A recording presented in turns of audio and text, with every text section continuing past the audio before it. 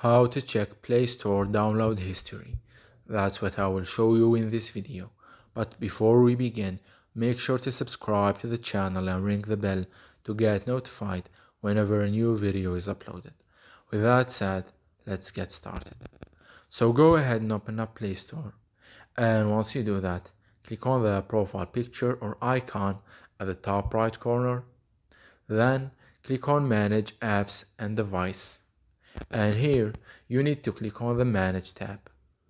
You will land on this page right here, from which you will be able to find the installed and uninstalled apps download history.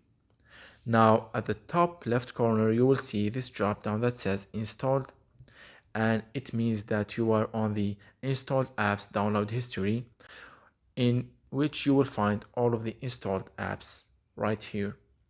Now, if you clicked on that drop down again, it will give you the option to select the not installed or the uninstalled apps download history, from which you will find all of the apps that were installed and uninstalled from the device. So it's that easy and simple. So that was it for this video. That's how you can find the download history in your Google Play Store and see it and check it. If you have any questions, please leave them in the comment section down below. With that said, see you in the next video.